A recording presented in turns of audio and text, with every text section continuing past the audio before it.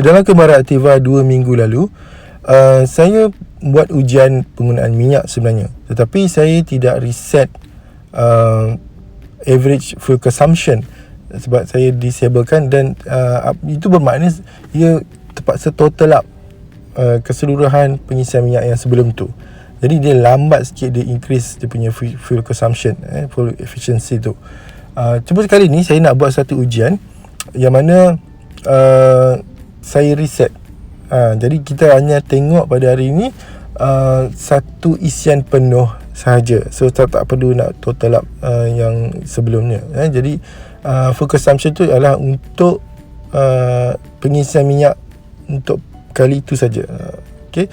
So saya reset dia. Seperti tengok, saya dah tunjukkan video sebelum ni, di mana average fuel consumption akan auto reset setelah kita isi minyak. So maknanya kalau anda nak buat ujian ni, anda kena reset dulu dan baru isi minyak. Sebab lepas isi minyak baru dia aktif. Bagi yang baru menerima produk Aktiva mereka, ini adalah default setting untuk display settings, di mana average fuel consumption reset dimatikan dan trip A juga dimatikan. So anda kena onkan sendiri mengikut cara yang saya tunjukkan pada video yang sebelum ni.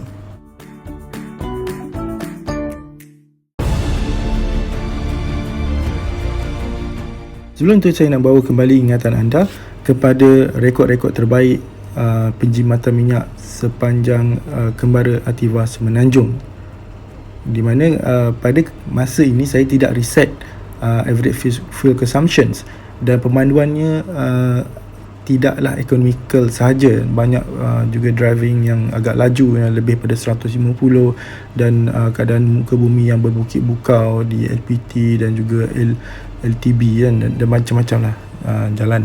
So ini adalah penjimatan yang telah dilakukan.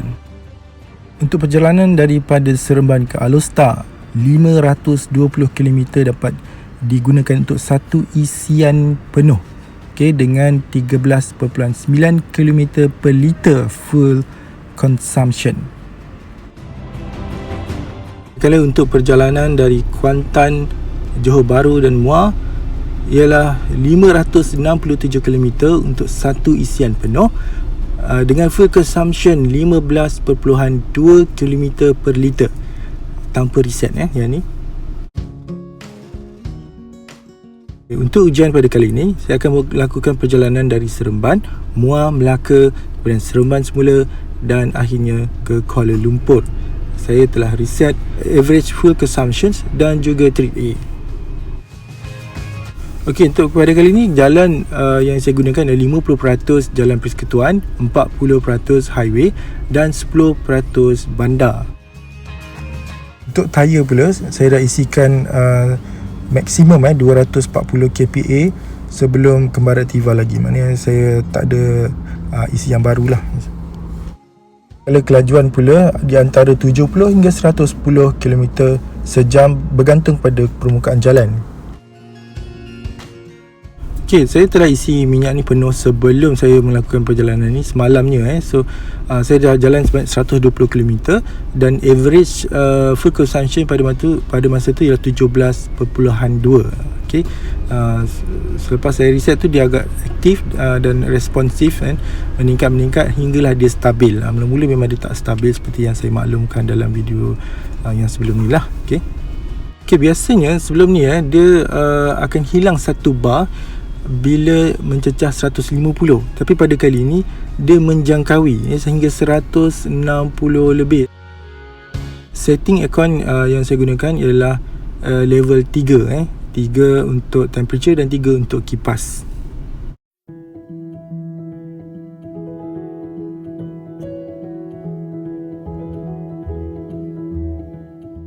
Setelah mencapai 200 km perjalanan trip A tu, fuel consumption saya berjaya mencapai 18.9 km per liter, seperti mana yang Pro 2 maklum. Kelajuan yang saya gunakan ialah antara 80 hingga 110 km sejam. Pada jarak 269 km, saya telah berjaya melepasi 18.9 iaitu 19.2 km per liter dengan kelajuan antara 70 hingga 100. Pada jarak 433 km, saya masih lagi mengekalkan 19.2. Adalah turun sikit tapi dia naik balik semula. So baki range ada lagi 162 km, bermakna dia boleh pergi sejauh 595 km. Rekod ini telah melebihi daripada rekod kembara Ativa Semenanjung, iaitu sebanyak 567 km untuk satu isian penuh. Okey, semasa daripada Seremban ke Melaka saya menggunakan Plus. Kemudian masa balik daripada Muar tu saya gunakan jalan dalam sampai Melaka, lebuh AMJ, sampailah ke Alor Gajah dan saya masuk ke Plus. Sebab masa tu traffic jam di Aikro, dan kemudian saya masuk highway semula lah. Tapi sebenarnya jam juga dekat Pedas tu. So sebenarnya dalam perjalanan ni saya dah menempuhi traffic jam, jalan luar, jalan bandar, jalan yang tak ada jam. Jadi tak adalah saya play safe sangat, maknanya gunakan kelajuan yang sangat rendah dan di jalan-jalan yang tak ada traffic jam saja. Sebabnya saya gunakan jalan-jalan yang pelbagai juga sebenarnya.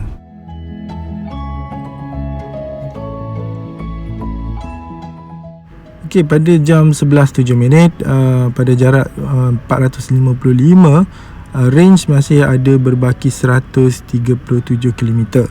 So bermakna 592 km lah yang dia boleh pergi. So kita nak tengok sama ada dia boleh tak lepasi 600. Fuel consumption masih lagi 19.2. Saya dapat kekalkan kerana saya menggunakan Eco Idle. Sini fungsi dia. Satunya kurang fuel consumption dia bila berhenti di traffic jam. Tapi kalau tak gunakan Eco Idle lah, sebab kita ada Eco Idle, so dia akan melambatkan lagi penurunan fuel consumption walaupun dalam traffic jam.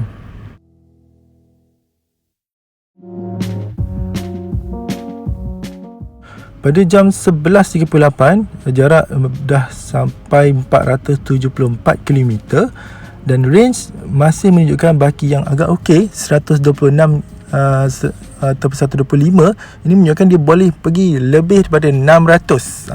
Dah 600. Itu dari segi anggaran lah. Kita tengok sama ada dia mampu tak sampai 600. Maknanya kilometer kat bawah tu, trip A tu 600. Itu yang kita nak tengok. Mungkin anda boleh kata tu range saja kan. Tapi saya tengok dalam webcar dia kata range tu untuk Ativa ni agak tepat 2% je lebih kurang. Okey, untuk average fuel consumption ia telah meningkat sebanyak 19.3 km per liter. Guys, akhirnya berjaya 500. Sekali lagi trip ini untuk satu isian penuh minyak mencapai 500 lebih. Okey, untuk trip A yang mana yang ni dah memang confirm lah, memang kita dah gunakan 500 km, 500.4, dan kita ada lagi range 104 baki lagi. Kalau kita campurkan jadi 604.4 km. Rasa dia boleh pergi 600 lebih lagi. So kita tengoklah esok macam mana. So sekarang ni saya dah sampai rumah. Okey, pada keesokan harinya saya sambung lagi baki yang ada tu. Saya pergi ke Ulu Bendul dulu, kawasan hutan rekreasi lah, terjun. Kemudian saya terus pergi ke Kuala Lumpur menerai Lekas. Sebab saya nak habiskan, saya nak tengok sampai ke tak dia 600 dekat trip A tu. Pada masa tu jarak dah 544 km di trip A. Kemudian range tinggal 78 km dan fuel consumption masih baik lagi, 19.3 km per liter.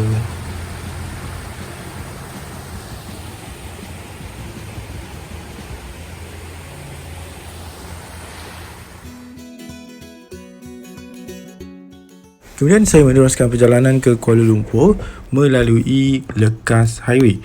Pada masa tu average dah meningkat sebanyak 19.5 dan trip A dah meningkat 585 km dan range 41 km, bermakna dia telah mampu pergi 626 km.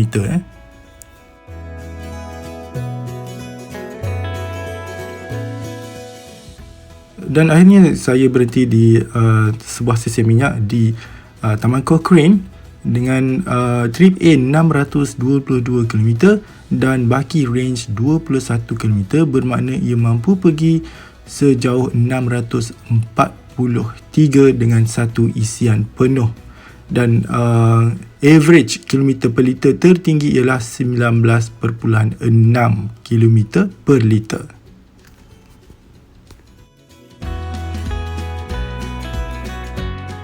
Dan saya isi penuh semula sebanyak 31.68 liter dengan berharga RM64.94. Sudah melimpah dah, tak cukup pun RM65. So alhamdulillah, saya rasa ini pencapaian terbaik Ativa setakat ini untuk saya. Anda scan QR code EEV di sebelah kiri cermin windscreen anda akan dapati dokumen ini. So dalam dokumen ini, dokumen EEV Pro 2 ni, dinyatakan bahawa Ativa ni telah disahkan distance range-nya 19 km per liter ataupun 18.9 sebenarnya, tapi dibundakan lah jadi 19, dan kemudian 5.3 liter per 100 km. So maknanya kalau dikonvertkan 18.9 lah. So tapi betul lah, tapi dalam kes saya ni Ativa ni telah menjangkaui, melepasi apa yang telah didaftarkan dalam EEV, yang mana kalau 19.6 km bersamaan 5.1 liter per 100 km. Sebab saya perasan dalam dokumen tu 5.3 liter tu dia combine, dia kata, maknanya dia kombinasi lah, bukan hanya bandar saja ataupun highway saja kan, so dia combine. Dan kes saya pun combine juga, cuma ialah proportion saya pun mungkin tak sama macam apa yang Prodo buat tu. Mungkin lebih terlalu banyak federal road ke macam tu kan. Saya tahu yang Webcar juga ada buat ujian, tapi untuk 6 bulan kos penggunaan minyak, tetapi mereka kata tak capai apa yang Prodo janjikan. Tapi yalah, itu mungkin method dia berbeza dengan saya. Mungkin saya rasa tak betul ataupun cara dia lebih betul, tapi saya berpuas hati dengan cara saya. Anda lihat sekarang ni pun, ni adalah bacaan semasa sebelum video ni akan dipublish, yang mana kalau dicampurkan 513 kilometer yang Ativa saya boleh pergi. So ini adalah bukan ujian, ini macam biasa-biasa je. Saya drive bedal dekat highway, dekat traffic jam KL. Saya duduk KL sekarang ni. So masih menjimatkan bagi saya. Itulah, saya rasa berpuas hati lah dengan kereta ni. Harap anda pun bersama juga yang dah ada Ativa. Anda boleh uji set trip A, average fuel consumption tu on kan dua-dua. Trip A on kan, dan average fuel consumption pun on kan. Cuba anda monitor lah.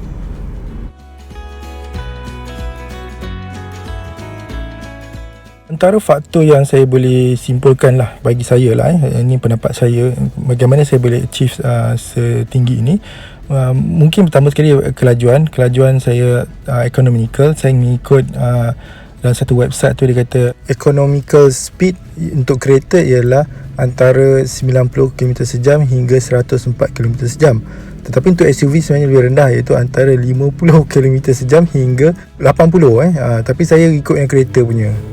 Kemudian saya mungkin ikut idle, okay. Dan kemudian satu lagi faktor mungkin juga sebab saya baru saja lepas buat kembara Ativa Semenanjung. Saya jalan seluruh Malaysia, jadi enjin semakin efisien, semakin cekap dalam penggunaan bahan api. Saya teringat dengan seorang pemandu teksi semasa saya di Europe.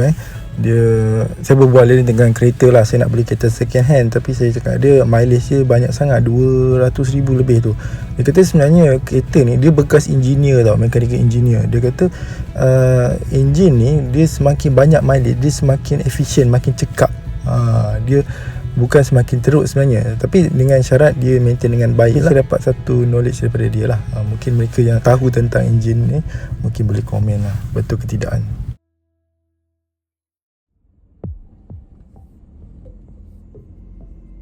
Dan yang lain tu mungkin anda boleh fikir sendiri, mungkin anda boleh cuba sendiri untuk kereta anda, potensi kereta anda, adakah ia menjimatkan atau sebaliknya, mengikut cara pemanduan juga. Tapi kalau nak ikutkan saya, memang saya guna S mode tu. Kalau nak corner apa, masih saya pakai Sebab jalan-jalan yang saya pergi ni Bukit Putus apa semua kan, jalan you tahulah, jalan-jalan nak pergi ke Kuala Pilah tu kan, sloppy, naik turun, dan dekat highway ada traffic jam. Tapi saya berjaya achieve 19.6 km per liter dan boleh pergi sejauh 643. Walaupun dekat trip A tu 620 lebih, saya rasa dah lebih 600 pun dah cukup bagus dah. Okey, itu saja yang saya nak kongsi kepada anda. Saya cukup gembira. Saya harap anda juga akan memandu dengan set economical jika itu yang anda cuba achieve. Sebab saya buat dalam survey baru-baru ni, saya tengok majoriti beli Atiba sebab penjimatan, bukan faktor design dan sebagainya. Keduanya adalah faktor teknologi. Yang kedua saya tengok dalam survey. Jadi sebab tu saya buat ujian ni. Baiklah, itu saja dari saya untuk video pada kali ini. Harap ianya bermanfaat bagi anda semua. Jika anda belajar sesuatu atau dapat sesuatu daripada video ni, mungkin anda boleh consider untuk subscribe atau sharekan kepada rakan-rakan anda. Dan mereka yang belum subscribe tu, bolehlah subscribe. Mereka yang baru jumpa channel ni, so channel ni berbincang ataupun review tentang produk Ativa, kereta-kereta Pro 2, SUV dan apa-apalah yang berkaitan dengan Ativa. Ativa ni maksud dia active lifestyle. Terima kasih kerana menonton. Hati-hati memandu. Assalamualaikum dan salam sejahtera.